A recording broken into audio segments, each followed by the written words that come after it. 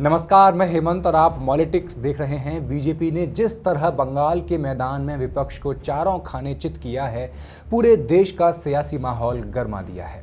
गर्मा इतना गया है माहौल कि इसकी धधक सूबे तक पहुंच रही है। अब सबसे बड़ा सवाल उस सूबे पर खड़ा हो गया है जिसे दिल्ली की गद्दी का रास्ता माना जाता है, उत्तर प्रदेश।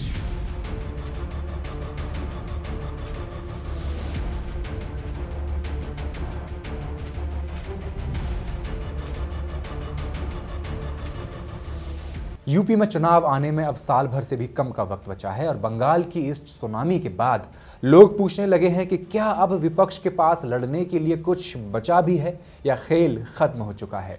लोग पूछ रहे हैं, ममता बनर्जी जैसी नेता को हराने के बाद क्या अखिलेश यादव दी भारतीय जनता पार्टी का सामना कर पाएंगे।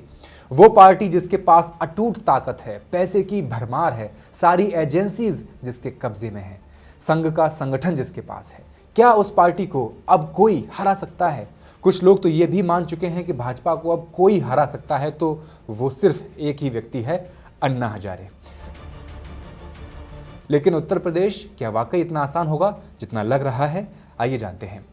हालांकि चुनाव अगले साल हैं, लेकिन चुनाव का बिगुल फूंक दिया गया है, जो अखिलेश यादव के इस ट्वीट से साफ साफ जाहिर हो रहा है। यूपी में दिल्ली का दखल शुरू हो गया है। मंत्रिमंडल का विस्तार किया जा चुका है। अब एससी और ओबीसी वर्ग के विधायकों को 6-6 महीने, 8-8 महीने के लिए बड़े बड़े मंत्रालय दिए जाने का समय भी आ गया है। मंत्रिमंडल बनाने के बाद सबसे बड़ा सवाल ये भी है कि इस बार बीजेपी का सीएम उम्मीदवार कौन होगा। ये चौंकाने वाला है। क्या योगी आदित्यनाथ होंगे या कोई बड़ा बदलाव होने जा रहा है? इस बारे में अलग अलग विश्लेषकों का अलग अलग कहना है। कुछ सूत्रों का कहना यह है कि लखनऊ और दिल्ली के बीच जो अनबन चल रही थी, उसके मद्देनजर विधानसभा चुनावों में भी वही हाल होगा जो लोकसभा चुनावों में हुआ था यूपी में। इसका कारण यह भी था कि पीएम मोदी ने यूपी में नाम मात्र की रैलियां की थी जब लोकसभा चुनाव थे। जबकि कुछ सूत्रों का कहना यह है कि सिर्फ योगी को हराने के लिए दिल्ली यूपी को खोना बर्दाश्त नहीं कर सकती, अफोर्ड नहीं कर सकती, लेकिन सीएम का फेस बदला जा सकता है। ऐसी बकैतियां राजनीतिक गलियारों में चलती रहती हैं, लेकिन आज का सच तो यह है कि बंगाल में बीजेपी ने जो ऐतिहासिक धमाका किया और पहली बार वहां की सत्ता के करीब पहुंची, उसे सीधे तौर पर यूपी के विधानसभा चुनावों से जोड़कर देखना एक बड़ी नासमझी हो सकती है। यूपी की सियासत का मिजाज बंगाल से एकदम जुदा है। यहां बीजेपी ने पिछले कई दशकों में जीत और हार के बड़े उतार चढ़ाव देखे हैं। बंगाल में तो उनके पास खोने के लिए कुछ खास नहीं था, बस पाना ही पाना था। इसलिए बंगाल की जीत के जश्न में डूबकर यूपी को फॉर ग्रांटेड लेना, ये मान लेना कि यहां भी वही कहानी दोहराई जाएगी, जल्दबाजी होगी। और उसके कुछ आंकड़े भी हैं। मसलन राम मंदिर का मुद्दा, जो एकमात्र मुद्दा रहा और कई कई सालों तक इस एक मुद्दे पे कई चुनाव लड़े गए और जीते भी गए, वहां से लोकसभा चुनाव में भाजपा को हार का सामना करना पड़ा। लोकसभा चुनाव 2024 एक ऐसा गणित है जो आपको इस नतीजे पर पहुंचने से पहले रोकता है कि उत्तर प्रदेश भाजपा के लिए आसान राह होगी। अखिलेश यादव ने अपना पीडीए का वो कार्ड खेला है जिसने 2024 के लोकसभा चुनाव में बीजेपी के विजय रथ के पहिए जाम कर दिए थे। अखिलेश उन तबकों को लामबंद कर रहे हैं जो सत्ता की मलाई से खुद को दूर महसूस कर रहे हैं। उदाहरण के तौर पर जब समाजवादी पार्टी लोकसभा चुनावों में देश की तीसरी सबसे बड़ी पार्टी उभर कर आई, तब कहा गया कि एससी और ओबीसी वोट समाजवादी पार्टी को या इंडिया गठबंधन को एक मुश्त होकर पड़ा है, यानी पीडीए काम कर गया था, ऐसा कहा गया। वो पीडीए क्या इस बार भी काम कर पाएगा या एसआईआर जो उत्तर प्रदेश में हुआ है वो इंडिया गठबंधन पर भारी पड़ जाएगा बाकी और राज्यों की तरह? क्या होगा अगर बंगाल की तरह यूपी में भी 2.5 लाख जवान तैनात करके चुनाव कराया जाए?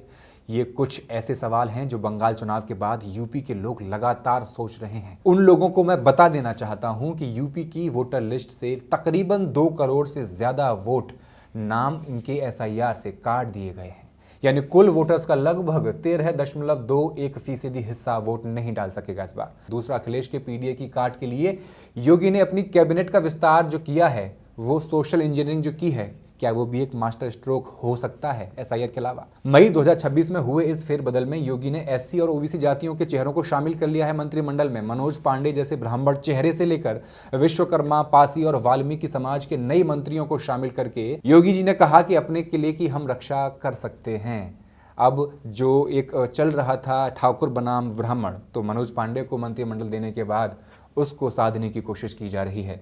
लेकिन बिना किसी शक के बंगाल और उत्तर प्रदेश के सामाजिक ताने बाने और सियासी बैकग्राउंड में जमीन आसमान का फर्क है। इसलिए इन दोनों राज्यों की तुलना करना टेढ़ी खीर है। अगर हमें यूपी की हकीकत समझनी है तो पहले उन कारणों की खाल उधेड़नी होगी जिनकी वजह से ममता बनर्जी की सत्ता हाथ से निकल गई, और फिर यह देखना होगा कि क्या वही फॉर्मूला यूपी में भी फिट हो सकता है। बंगाल में टीएमसी के इस सुपड़ा साफ होने के पीछे 3 बड़े कारण बताए जा रहे हैं जिन्हें समझना जरूरी है। सबसे पहली बात एंटी इनकम्बेंसी की है, यानी सत्ता विरोधी लहर वहां पर देखी गई। दूसरा सबसे बड़ा कारण जो बताया गया, जो चर्चाओं में है, वो है वोटर लिस्ट के साथ हुई कथित छेड़छाड़, लॉजिकल डिस्क्रिपेंसी। इसने ममता के बेस को भीतर से खोखला कर दिया। 58,21,000 नाम हटे ड्राफ्ट लिस्ट में। 75% हिंदू, 23% मुसलमान। फाइनल लिस्ट में 5.5 लाख नाम हटे, 63 लाख हो गए थे। 97% हिंदू, 2.45% मुसलमान। पर यह विचाराधीन कैटेगरी जब आई लॉजिकल डिस्क्रिपेंसी की, इसमें 27,16,000 नाम हटे, 31% हिंदू, 66% मुसलमान। यह भरपाई हो रही थी क्या? तीसरा बड़ा कारण है सांप्रदायिक ध्रुवीकरण। बंगाल के हिंदुओं को बांग्लादेशी घुसपैठियों के मुद्दे पर इस कदर गोलबंद किया गया कि टीएमसी का मुस्लिम वोट बैंक भी उन्हें हार से नहीं बचा पाया। हम डिटेक्ट, डिलीट और डिपोर्ट ये पॉलिसी के तहत चुन कर एक घुसपैठियों को बंगाल के बाहर निकालने का काम करेंगे और बंगाल और देश को सुरक्षित करेंगे।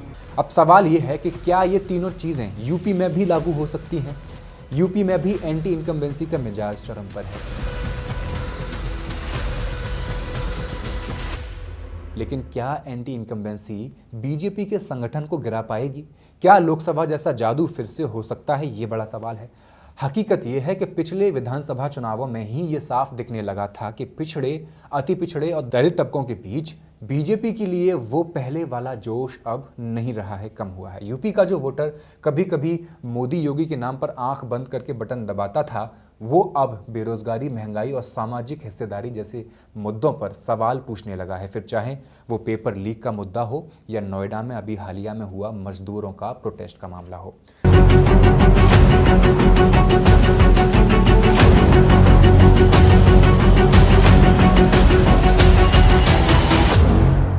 द क्विंट में छपी एक रिपोर्ट के मुताबिक बंगाल में बीजेपी एक राइजिंग फोर्स है जो लगातार ऊपर की तरफ जा रही है, जबकि यूपी में वो एक ऐसी ऊंचाई पर पहले से बैठी है जहां से अब नीचे की तरफ ढलान साफ नजर आने लगी है। यूपी में बीजेपी ने अपना चरम यानी अपना पीक देख लिया है और अब वहां के वोटर्स के बीच वो पहले वाली दीवानगी कम होती दिख रही है। बंगाल में जो वोट शेयर आज बीजेपी के लिए जीत का जश्न लेकर आया है, वैसा ही या उससे बेहतर बेस यूपी में होने के बावजूद पार्टी को वहां संघर्ष करना पड़ रहा है। कैसे, आइए जानते हैं। 2014 के लोकसभा चुनाव में बीजेपी ने यूपी में 71 सीटें जीती थी, लेकिन 2019 में वो 62 तक आई और फिर हुआ 2024 का चुनाव, बीजेपी सिर्फ 33 सीटों पर सिमट गई। यही हाल विधानसभा का भी है। 2017 में जो पार्टी 312 सीटें लेकर प्रचंड बहुमत के साथ आई थी, वो 22 के चुनावों में 57 सीटें गंवाकर 255 पर आ रुकी। ये आंकड़े बता रहे हैं कि जंग बंगाल जैसी एक तरफा नहीं रहने वाली, जबकि 2022 की विधानसभा चुनाव से अखिलेश की पार्टी का ग्राफ ऊपर की तरफ जाता हुआ नजर आता है। समाजवादी पार्टी को 2022 विधानसभा में 111 सीटें मिली, जहां 2017 की 47 सीटों के मुकाबले 64 सीटों का एक बहुत बड़ा जंप देखा गया था। यही जंप लोकसभा में भी दिखा। 2019 में 5 सीटें जीतने वाली समाजवादी पार्टी 2024 में 37 सीट जीत ले गई, जिसमें राम मंदिर वाली सीट भी शामिल थी। सबसे गौर करने वाली बात यह है कि जिस तरह बीजेपी ने बंगाल में बाकी पार्टियों को किनारे लगाकर खुद को इकलौते विकल्प के रूप में खड़ा किया हुआ है, ठीक वही काम अखिलेश यादव ने यूपी में कर दिया है। यूपी का दंगल अब पूरी तरह से बाइपोलर हो चुका है। मुकाबला सीधे सीधे बीजेपी बनाम सपा का है। कुछ लोग ऐसे भी हैं जिनका कहना है कि बीजेपी की चुनावी मशीनरी के सामने सपा का टिकना नामुमकिन है।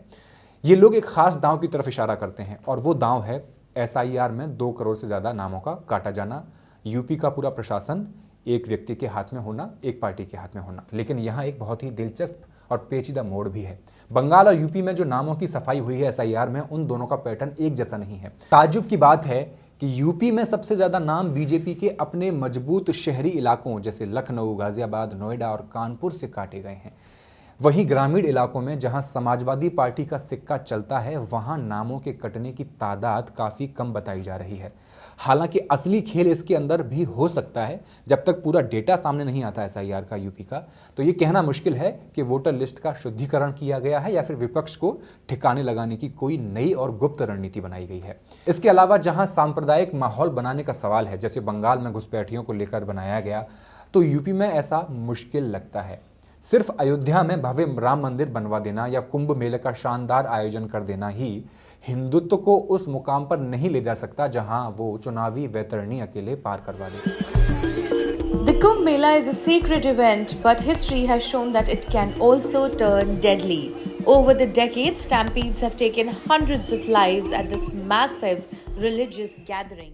हिंदुत्व के एजेंडे को धार देने के लिए हमेशा एक दुश्मन की जरूरत होती है, लेकिन यूपी में अब वो नैरेटिव कमजोर पड़ता दिख रहा है। वो दुश्मन जो मुसलमान है वो अब नैरेटिव कमजोर हो रहा है। पिछले 10 सालों में यूपी सरकार के लोहे के बूट तले दबे रहने के बाद राज्य के मुसलमानों को अब एक खतरनाक या डराने वाली ताकत के तौर पर पेश करना बहुत मुश्किल हो गया है। वो अब हाशिए पर हैं और सियासी तौर पर इतने कमजोर कर दिए गए हैं कि जनता अब उन्हें किसी खतरे की तरह नहीं देख रही है। अब हिंदू को लगने लगा है कि हम कम से कम फ्री हैं, हमें मुसलमानों से खतरा तो नहीं है। अब लोगों को पता है कि इन्हें कोई पूछ भी नहीं रहा, मुसलमानों को, ना इनके पास कोई ताकत है, ना हैसियत, ना इनके पास सांसद हैं, ना इनके पास विधायक हैं, तो इनसे क्या ही खतरा होगा। कुल जमा यह है कि जो लोग बंगाल को यूपी से तुलना करके यूपी का चुनावी रिजल्ट घोषित कर चुके हैं वो जल्दबाजी कर रहे हैं, जबकि असलियत आंकड़ों के साथ यही कहती है कि दोनों राज्यों का गणित एकदम अलग है। बाकी आप जनता जनार्दन हैं, आप हमें कमेंट करके बताइए आप यूपी को लेकर क्या सोचते हैं। मॉलिटिक्स को सब्सक्राइब कर दीजिए। बहुत बहुत शुक्रिया।